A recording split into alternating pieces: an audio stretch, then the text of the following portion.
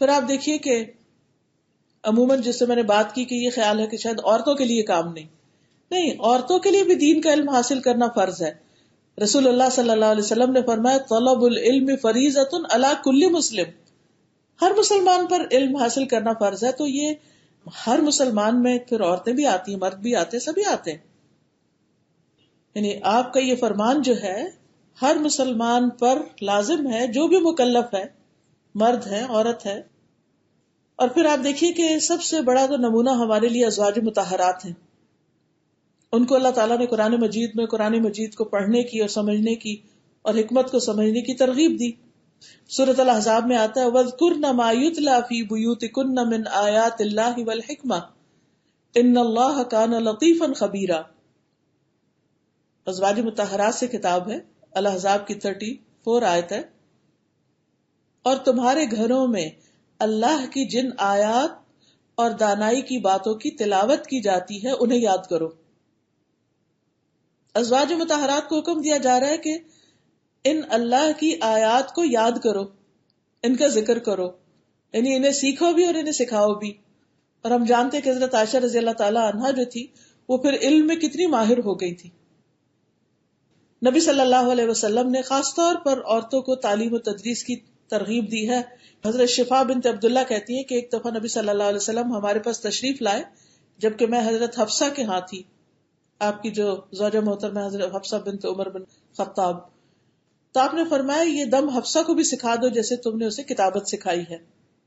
یعنی حضرت حفصہ نے حضرت شفا سے لکھنا سیکھا تھا اور پھر آپ نے کہا کہ مزید بھی اس کو سکھاؤ. حتیٰ کہ غلام عورتوں کو، ہمارے یہاں الحمدللہ غلامی تو نہیں ہے لیکن ہمارے سرونٹس وغیرہ جیسے ہوتے ہیں وہ بہت پڑھے لکھے نہیں ہوتے لیکن ان کے اندر بھی بعض اوقات بہت عقل سمجھ ہوتی ہے، ان کے لیے بھی لازم ہے. رسول اللہ صلی اللہ علیہ وسلم نے فرمایا اگر کوئی شخص اپنی لونڈی کی اچھی طرح تربیت کرے اور اچھے طور پر اسے تعلیم دے، پھر اسے آزاد کرے اور اس سے نکاح کر لے تو اسے دگنا ثواب ہوتا ہے. پھر نبی صلی اللہ علیہ وسلم نے عورتوں کے لیے تعلیم کا دن بھی الگ مقرر کیا تھا. تو اس سے یہ بھی پتہ چلیے جو ہم کرتے ہیں نا، سرکل کرتے ہیں، گھروں میں بھی کرتے ہیں یا اداروں میں جا کر پڑھتے ہیں، تو بعض اوقات لوگ کہتے ہیں اس کی کیا دلیل ہے کہ آپ سب ایک جگہ اکٹھے ہو کے پڑھتے ہیں. لیکن یاد رکھیے کہ صحیح بخاری میں آتا ہے کہ عورتوں نے نبی صلی اللہ علیہ وسلم سے آ کے کہا کہ آپ سے فائدہ اٹھانے میں مرد ہم سے آگے بڑھ گئے، اس لیے آپ اپنی طرف سے ہمارے لیے کوئی دن مخصوص کر دیں. تو آپ نے ان سے ایک دن کا وعدہ فرمایا، یعنی عورتوں کے لیے دن مخصوص کیا. تو اس دن عورتوں سے آپ نے ملاقات کی اور انہیں واعظ کیا اور انہیں ان کے حسب حال مناسب احکامات سکھائے. اسی طرح ام ہشام بنت حارثہ بن نعمان کہتی ہیں کہ میں نے سورۃ قاف والقرآن المجید رسول اللہ صلی اللہ علیہ وسلم کی زبان مبارک سے سن کر یاد کی. آپ ہر جمعے کو منبر پر خطبہ دیتے ہوئے یہ سورت پڑھا کرتے تھے. تو وہ سنتی تھی تو انہیں یاد ہوئی، وہ آپ کا خطبہ سنتی تھی تو ان کو سورت یاد ہو گئی. پھر آپ صلی اللہ علیہ وسلم نے انصار کی عورتوں کی تعریف کی خاص طور پر. صحیح مسلم کی روایت میں آتا ہے حضرت عائشہ کہتی ہیں کہ انصار کی عورتیں بہت اچھی ہیں جنہیں دین کی سمجھ بوجھ حاصل کرنے میں شرم مانے نہیں ہوتی، یعنی ہر طرح کے مسائل سیکھتی ہیں جو زندگی سے متعلق ہوتے ہیں. ہمارے یہاں بعض اوقات خواتین جو مخصوص قسم کے مسائل ہوتے ہیں خواتین سے متعلق، حیض کے، نفاس کے، طلاق، عدت وغیرہ جو ان سے متعلق چیزیں ان کے بارے میں کچھ بھی نہیں جانتی ہوتی.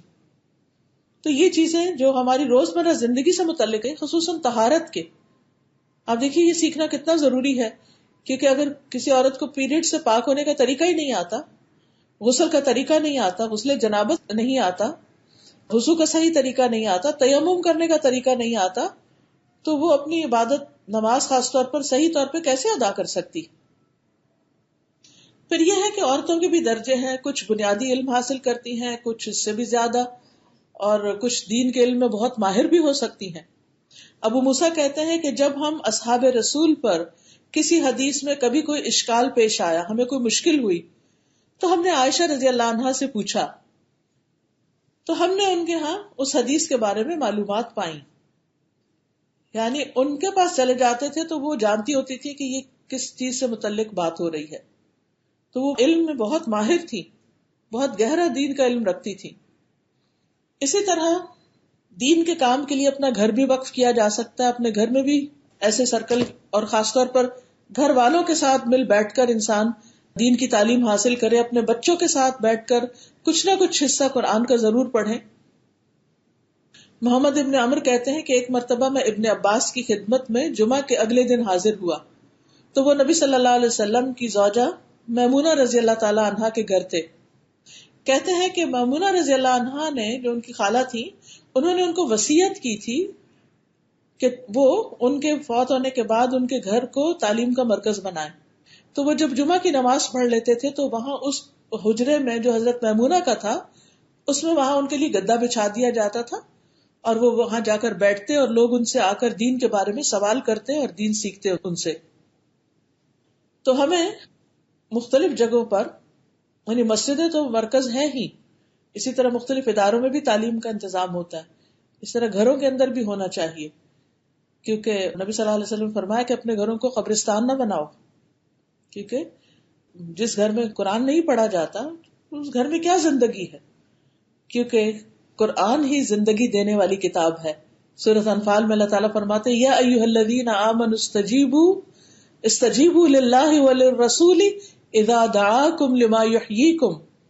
اے لوگو جو ایمان لائے ہو، اللہ کی اور اس کے رسول کی دعوت قبول کرو جبکہ وہ تمہیں اس چیز کی دعوت دیتے ہیں جو تمہیں زندگی بخشتی ہے. یعنی قرآن و سنت کی جو تعلیم دی جاتی ہے وہ تمہیں زندہ کرنے والی، یعنی انسان کے دلوں کی مردگی اور ڈپریشن اور غم اور دکھ دور کر کے انسان کو صحت مند انسان بنانے والی. پھر اس کتاب سے رحمتیں آتی ہیں. سورۃ الانعام میں فرمایا وَهَذَا كِتَابٌ أَنزَلْنَاهُ مُبَارَكٌ فَاتَّبِعُوهُ وَاتَّقُوا لَعَلَّكُمْ تُرْحَمُونَ. اور یہ کتاب یعنی قرآن جو ہم نے نازل کیا بہت بابرکت ہے، لہٰذا اس کی پیروی کرو اور تقوی اختیار کرو تاکہ تم پر رحم کیا جائے. ہم سب چاہتے ہیں ہمیں اللہ کی رحمت نصیب ہو، تو اس کے لیے بھی ضروری ہے کہ اس کتاب کو پڑھیں. پھر یہ سکون دینے والی کتاب، سکینت نازل ہوتی ہے. حدیث میں آتا ہے وَمَجْتَمَعَ قَوْمٌ فِي بَيْتٍ مِّن بُيُوتِ اللَّهِ يَتْلُونَ كِتَابَ اللَّهِ وَيَتَدَارَسُونَهُ بَيْنَهُمْ إِلَّا نَزَلَتْ عَلَيْهِمُ السَّكِينَةُ وَغَشِيَتْهُمُ الرَّحْمَةُ وَحَفَّتْهُمُ الْمَلَائِكَةُ وَذَكَرَهُمُ اللَّهُ فِي مَنْ عِندَهُ. جو لوگ اللہ کے گھروں میں سے کسی گھر میں اللہ کی کتاب کی تلاوت کرتے ہیں، یعنی وہ پڑھتے ہیں، اس کی تعلیم میں مصروف ہوتے ہیں، ان پر سکینت نازل ہوتی، خاص قسم کا ایک سکون اور خوشی نصیب ہوتی، رحمت انہیں ڈھانپ لیتی ہے، فرشتے انہیں گھیر لیتے ہیں اور اللہ ان کا ذکر اپنے پاس موجود فرشتوں میں کرتے ہیں. پھر اسی طرح جان، مال، اہل و عیال اور وقت میں برکت دینے والی کتاب ہے. کتاب انزلناہ الیک مبارک، یہ ایسی کتاب ہے جو ہم نے آپ کی طرف نازل کی جو بہت بابرکت ہے. برکت کیا ہوتا ہے؟ کہ تھوڑی چیز بھی انسان کو بہت ہو جائے، چھوٹی سی زندگی میں بھی انسان بہت کچھ کر جائے، تھوڑے سے مال میں بھی انسان اپنے اوپر بھی، اپنے اہل و عیال، رشتہ داروں پہ خرچ کر کے صدقہ خیرات بھی کر سکے. اولاد میں برکت کیا ہے کہ اللہ تعالیٰ ان کو آباد کرے اور ان سے آگے نسلیں ہوں اور خیر اور بھلائی والے کام ہوں. گھروں میں برکت ہوتی ہے کہ لڑائی جھگڑے فتنے فساد ختم ہوتے ہیں. تو اس لیے قرآن سے جتنا بھی آپ قریب ہوں گے، جتنا بھی آپ اس سے اپنا تعلق قائم کریں گے، اتنا ہی اسی حساب سے، اسی اعتبار سے آپ کے جان مال، آپ کے گھر والوں میں اور وقت میں برکت ہوگی. یعنی جتنا وقت آپ اس کو دیں گے اتنا وقت آپ کی زندگی میں اور برکت ہو جائے گی. سلف صالحین کے اوقات میں جب تنگی ہونے لگتی، یعنی وقت کم ہوتا، تو وہ وقت میں برکت کو حاصل کرنے کے لیے قرآن پڑھنے کی طرف لپکتے تھے. یعنی جب وہ دیکھتے کہ وقت میں برکت نہیں تو قرآن پڑھنا شروع کر دیتے. ہوتا کیا ہے؟ ہوتا یہ ہے کہ جب ہم قرآن پڑھتے ہیں نا تو ہمیں ایک سکون کی کیفیت آتی ہے، ہمارے اندر ایک خوشی کی آتی، ہمارا دماغ صحیح سوچنے لگتا ہے، ہم جلدی ڈیسیژن کرنے کے قابل ہوتے ہیں، ہمارا اللہ میں بھروسہ بڑھ جاتا ہے، بہت سا وقت بچ جاتا ہے. ورنہ یہ ہے کہ ہم ایک چھوٹی سی بات کو لے کے بیٹھے رہتے ہیں، ہم اس میں بار بار سوچتے رہتے ہیں یہ کریں کہ نہ کریں، اس سے پوچھتے ہیں، اس سے پوچھتے ہیں، اس سے مشورہ کرتے ہیں، اس سے مشورہ، کبھی خاموشی سے بیٹھ جاتے ہیں، اور یہ سارا وقت ضائع ہو رہا ہوتا ہے. جس شخص کے اندر ایمان ہوتا ہے، اللہ پہ بھروسہ ہوتا ہے، وہ کیا کرتا ہے؟ فوراً اٹھتا ہے، اللہ کے بھروسے پہ کام کرتا ہے، آگے بڑھ جاتا ہے. تو تھوڑا وقت بھی کافی ہو گیا اس کو. اسی طرح سعادت مندی اور خوش قسمتی بھی ہے. ابن قیم کہتے ہیں کہ کسی ایک نیک آدمی سے کہا گیا ہم روزانہ کتنا قرآن پڑھیں؟ انہوں نے کہا اتنا پڑھو جتنی آپ خوش نصیبی اور سعادت چاہتے ہو. جتنا زیادہ خوش نصیب بننا چاہتے ہو، خوش قسمت بننا چاہتے ہو، اتنا زیادہ قرآن پڑھو. تو انسان کو اپنی زندگی میں خود اپنی ذاتی عبادت اور تلاوت کے لیے بھی اس کو پڑھنا چاہیے، یاد کرنے کے لیے بھی، سمجھنے کے لیے بھی. اگر کورس کے طور پر اس کو کر رہے ہیں تو بھی اس کو اچھی طرح بار بار دہرانے میں، کیونکہ کورسز کرنا تو ایک بہانہ ہوتا ہے. اس بہانے انسان ایک ہی حصہ قرآن کا کئی بار پڑھتا ہے جو ہم اس کے بغیر پڑھنے والے نہیں ہوتے، کیونکہ وہ ایک طرح سے ہمارے اوپر بوجھ ہو جاتا ہے نا، کہ ایک کمٹمنٹ بھی ہو جاتی ہے. بعض سلف صالحین اس وقت تعجب کرتے جب ان کو یہ بتایا جاتا کہ ایک ایسا مسلمان ہے جو نہ قرآن پڑھتا ہے نہ حفظ کرتا ہے، تو وہ کہا کرتے تھے کہ وہ خوش کیسے ہوتا ہے، کس چیز کے ساتھ خوش ہوتا ہے، اور وہ کس چیز کو ترنم کے ساتھ پڑھتا ہے. اور اب ہم جانتے ہیں کہ ہم نے اس کا آلٹرنیٹ ڈھونڈ لیا ہے، طرح طرح کے سانگز ہیں، ہم ان کو گا کے خوش ہو جاتے ہیں، اور اصل چیز جو پڑھنے کی ہے اور خوش ہونے کی، اس کو ہم نہیں پڑھتے. اسی طرح جب انسان قرآن پڑھتا ہے نا تو اس کو حکمت اور دانائی حاصل ہوتی ہے، انسان میچور ہونے لگتا ہے، عقل مند ہونے لگتا ہے، صحیح فیصلے کرنے لگتا ہے. کعب کہتے ہیں قرآن کو لازم پکڑ لو کیونکہ وہ عقل کی تیزی ہے، عقل تیز ہوتی ہے اس سے، حکمت کی روشنی ہے اور علم کا سر چشمہ ہے، اور رحمان کی طرف سے نازل ہونے والی کتابوں میں سے سب سے نئی کتاب ہے. اللہ نے تورات میں یہ بات فرمائی کہ اے محمد صلی اللہ علیہ وسلم میں تم پر جدید تورات نازل کروں گا جو نابینا آنکھوں، بہرے کانوں اور غفلت میں پڑے ہوئے دلوں کو کھول دے گی. تو یہ کتاب غفلت سے نکالنے والی ہے. قرطبی کہتے ہیں کہ جو شخص باقاعدہ قرآن پڑھتا ہے وہ عقل سے سرفراز رہتا ہے، چاہے 100 سال کا ہو جائے. تو اس لیے اگر ہم چاہتے ہیں کہ ہمارا بڑھاپا بھی اچھا ہو اور ہمیں غموں سے اور فکروں سے نجات ملی رہے اور ہم اپنے وقت کو صحیح طور پر استعمال کریں، تو قرآن کے ساتھ تعلق جوڑیں. اسی سے درجوں کی بلندی ہوتی ہے. یرفع اللہ الذین آمنوا منکم والذین اوتوا العلم درجات. اللہ ان لوگوں کو درجوں میں بلند کرے گا جو تم میں سے ایمان لائے، اور جنہیں علم دیا گیا ان کے درجے تو اور زیادہ بلند ہیں. دنیا کی پریشانیوں سے بھی نجات ملتی ہے. نبی صلی اللہ علیہ وسلم نے فرمایا، اللہ تعالیٰ فرماتا ہے اے ابن آدم تم اپنے آپ کو میری عبادت کے لیے فارغ کر لو، یعنی وقت نکالو، عبادت کے لیے بھی وقت نکالو، میں تمہارے دل کو بے نیازی سے بھر دوں گا، بے فکر ہو جاؤ گے تم، اور تمہارا فقر یعنی محتاجی دور کر دوں گا. لیکن اگر تم ایسا نہیں کرو گے تو میں تمہارے دونوں ہاتھ کاموں میں مشغول کر دوں گا، اس کے باوجود تمہارا فقر دور نہیں ہوگا. اسی لیے آپ دیکھیں کہ بہت سے ایسے لوگ جن کی آمدنی بہت بھی ہوتی ہے، لیکن اگر آپ ان کے پاس بیٹھے تو وہ ایسا ایسا رونا روتے ہیں کہ یہ خرچہ پورا نہیں ہوتا، یہ ضرورت پوری نہیں ہوتی، یہاں مسئلہ ہے وہاں مسئلہ ہے، کیونکہ برکت نہیں ہے نا. پھر اسی طرح قرآن شفا بھی ہے، بہت سی بیماریوں کا علاج ہے، نہ صرف یہ کہ روحانی بلکہ جسمانی بھی. سورۃ الاسراء میں آتا ہے وَنُنَزِّلُ مِنَ الْقُرْآنِ مَا هُوَ شِفَاءٌ وَرَحْمَةٌ وَرَحْمَةٌ لِّلْمُؤْمِنِينَ وَلَا يَزِيدُ الظَّالِمِينَ إِلَّا خَسَارًا. اور ہم قرآن میں جو کچھ نازل کرتے ہیں وہ مومنوں کے لیے تو شفا اور رحمت ہے، مگر یہ ظالموں کے نقصان میں ہی اضافہ کرتے. یعنی اگر قرآن پڑھ کر ہمیں شفا حاصل ہو رہی ہے تو سمجھے کہ ہم اس کا حق ادا کر رہے ہیں، ورنہ نقصان ہی نقصان اگر نیت خراب ہے اور اللہ کی خاطر نہیں پڑھا جا رہا. ابن قیم کہتے ہیں کہ دلوں اور جسموں کی بیماریوں میں سے کوئی بیماری ایسی نہیں جس کا علاج اور اس کے سبب کی رہنمائی کا ذریعہ قرآن میں موجود نہ ہو، کہ کیا پڑھیں اور کیسے مشکل آسان کریں.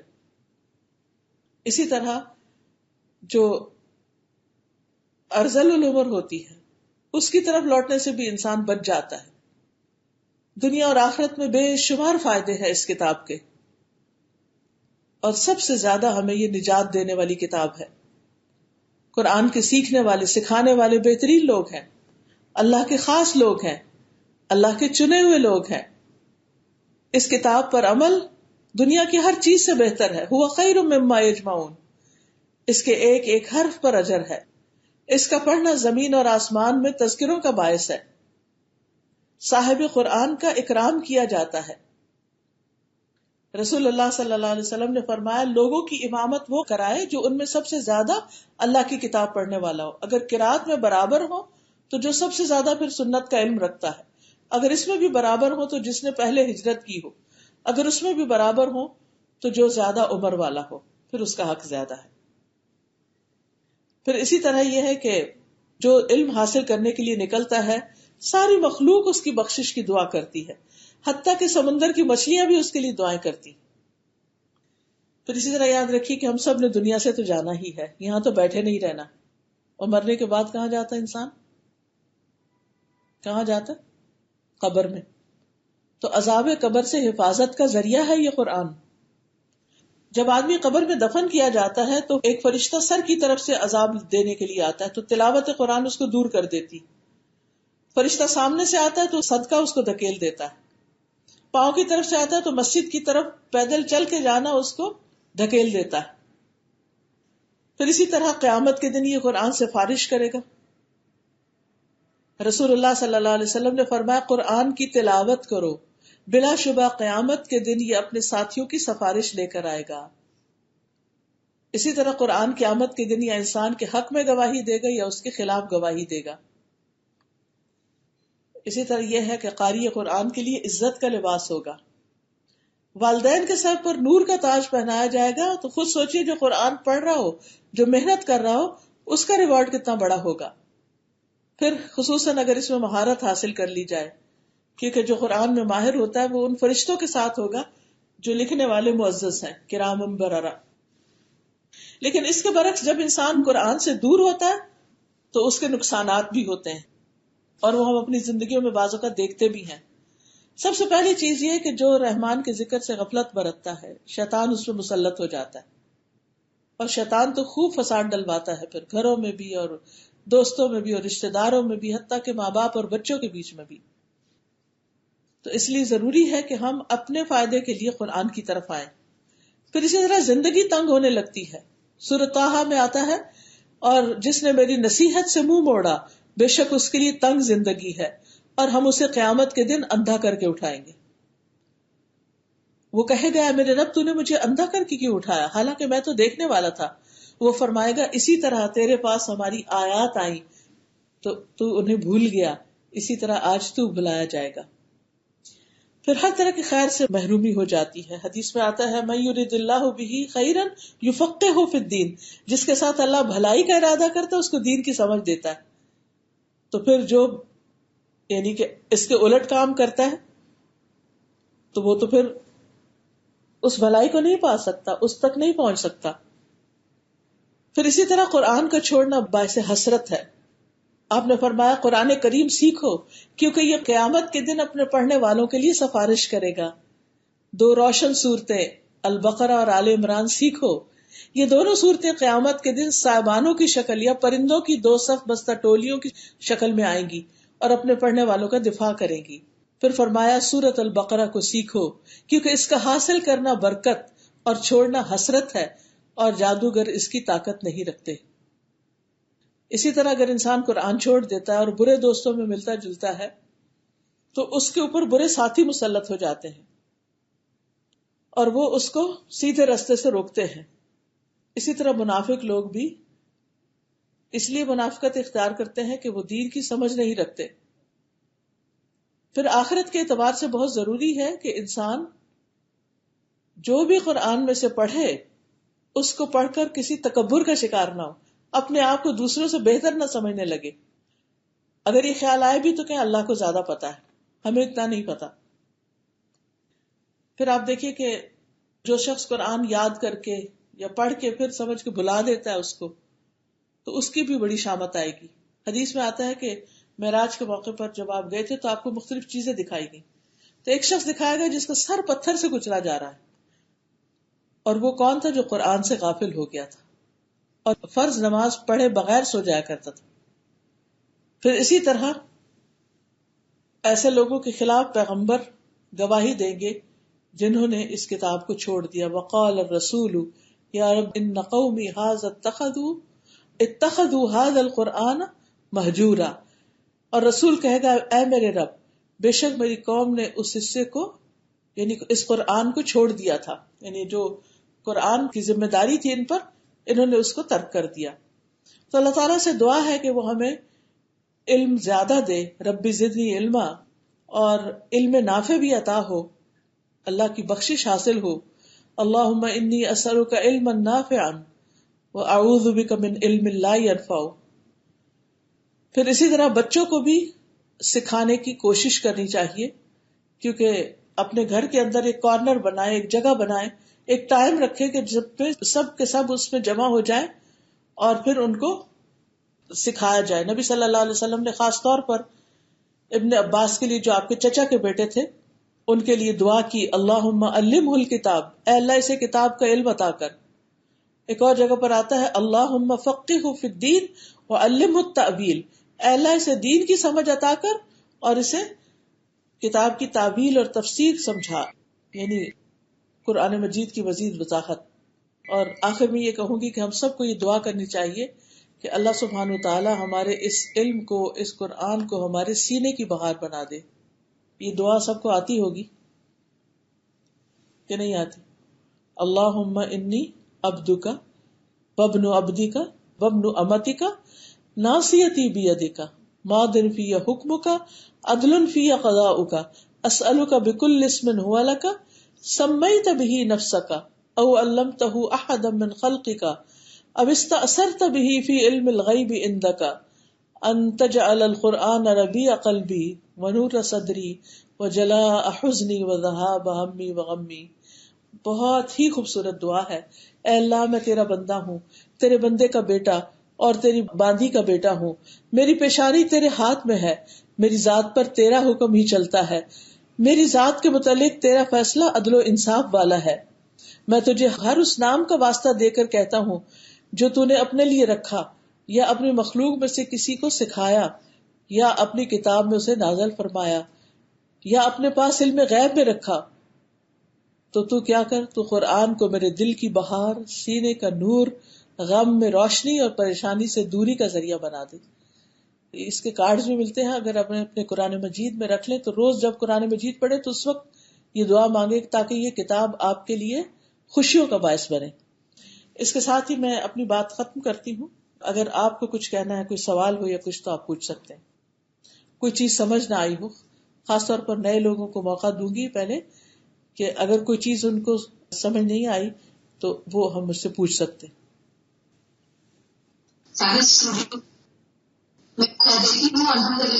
سوال ہے آپ کو کریں گے انشاءاللہ. السلام علیکم. وعلیکم. جو معمولات جو پڑھتے ہیں وہ قرآن سے الگ ہے یا پھر پہلے معمولات پڑھنا ہے یا قرآن پڑھنا ہے؟ جو ہم شروع سے پڑھتے ہیں، پہلا پارا آدھا پارا پڑھتے ہیں، تو وہ کنٹینیو کرنا ہے یا پھر وہ کس لیے پڑھتے ہیں، اس کا مقصد کیا ہوتا ہے؟ ہم جیسے سبحانیت جیسے معمولات ہے، جیسے پھول ہے اور شیطان جیسے حملہ کرتے ہیں، تو اس طرح کی معاملات ہوتے ہیں وہ پڑھتے ہیں. جو معمولات قرآن و سنت سے ثابت ہے ان کو تو آپ پڑھ سکتے ہیں، لیکن باقی چیزوں کو اپنے اوپر فرض کے درجے میں نہیں رکھیے، کیونکہ پھر انسان کا اور دوسرے فرائض چھوٹ جاتے ہیں. السلام علیکم رحمۃ اللہ. وعلیکم السلام ورحمۃ اللہ وبرکاتہ. میرا سوال یہ ہے کہ ہم مسلمانوں کے لیے مسلک کی کیا اہمیت ہے، ہماری زندگی میں مسلک کا کیا مقام، کیا ہمیں کسی ایک مسلک سے جڑنا چاہیے؟ اب دیکھیے کہ نبی صلی اللہ علیہ وسلم نے اپنے پیچھے کیا چھوڑا. اصل مسلک تو یہی ہے نا. اور باقی یہ ہے کہ اللہ نے امت میں بڑے بڑے اسکالرز پیدا کیے، تو عموماً ہوتا ہی ہے کہ جو جس اسکالر کے پاس ہوتا ہے اس سے تعلیم لیتا ہے اور اس کے بتائے ہوئے طریقے کے مطابق جو قرآن و سنت کی انٹرپریٹیشن ہوتی ہے اس پہ عمل کرتا ہے. تو آپ جہاں پر بھی ہیں، جب آپ کو کسی ایسے مسئلے کی ضرورت پیش آئے تو جو اللہ نے آپ کو اسکالرز دیے ہیں ان سے آپ مسائل پوچھ سکتے ہیں. باقی اصل چیز تو قرآن و سنت ہے. جی. السلام علیکم ورحمۃ اللہ وبرکاتہ. وعلیکم السلام ورحمۃ اللہ وبرکاتہ.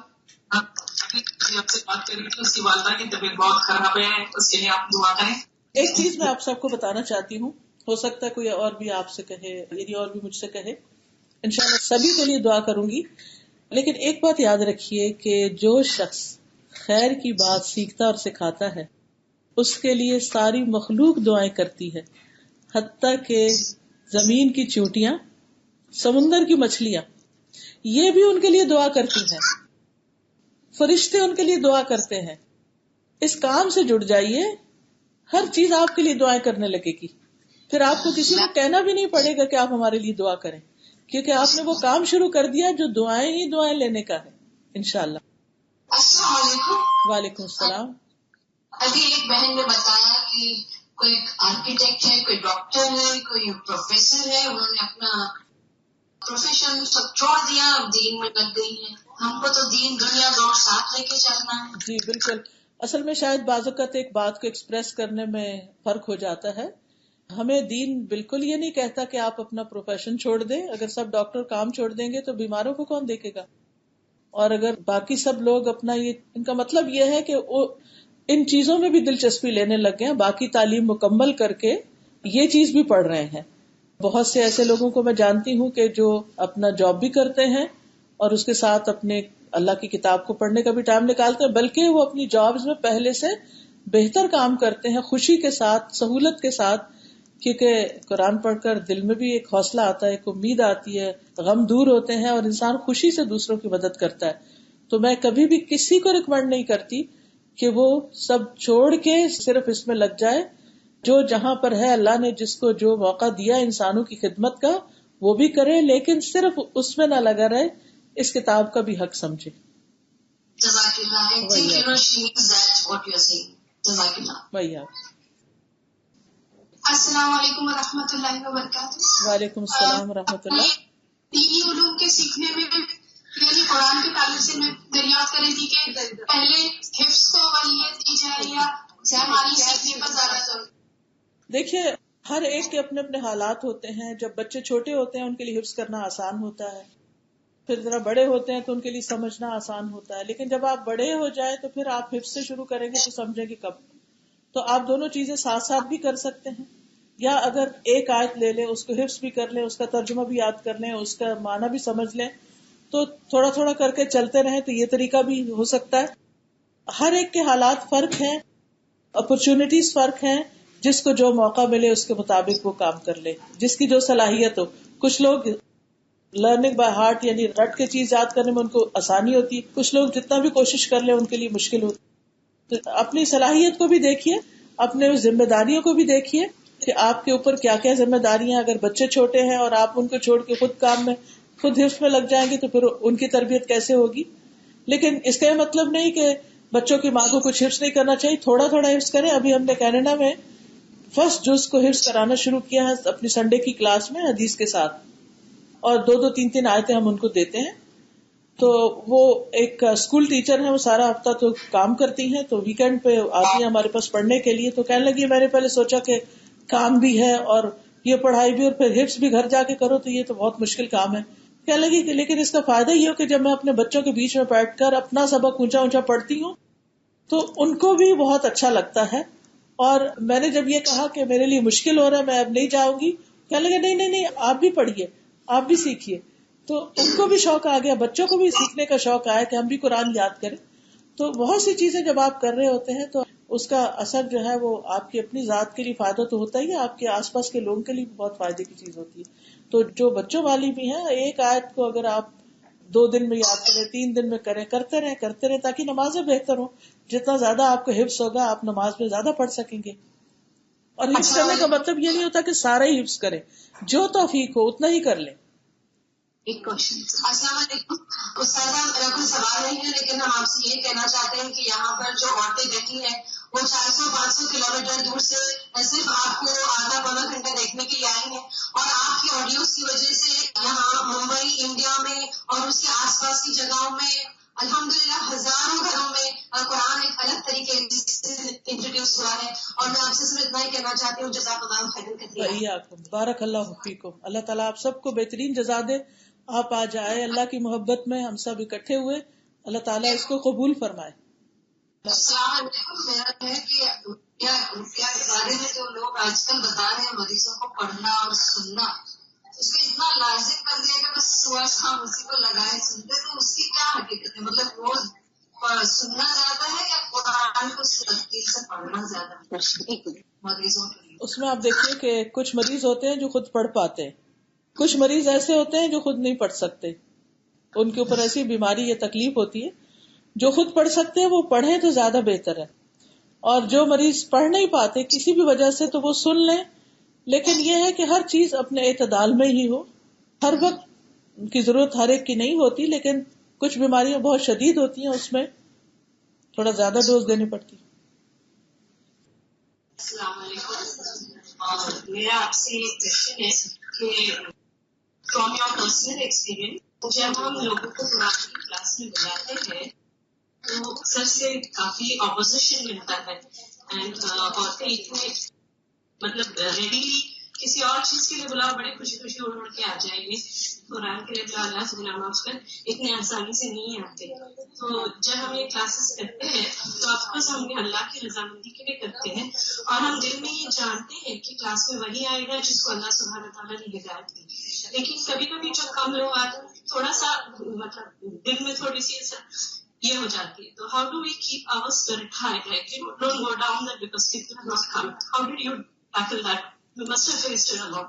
جی، اس میں یہ ہے کہ آپ کا اجر لکھا جاتا ہے. جب آپ نے دعوت دے دی، آپ نے بلا لیا، آپ کی کوشش پوری ہو گئی، اور لا یکلف اللہ نفسا الا وسعها. ہو سکتا ہے کہ ہمارے اندر اتنے ہی لوگوں کو سرو کرنے کی کیپیسٹی ہو، اگر لوگ بڑھ جائیں تو ہو سکتا ہے ہم خود تھک جائیں، تو اللہ سبحانہ تعالیٰ ہم پہ بوجھ نہیں ڈالتا.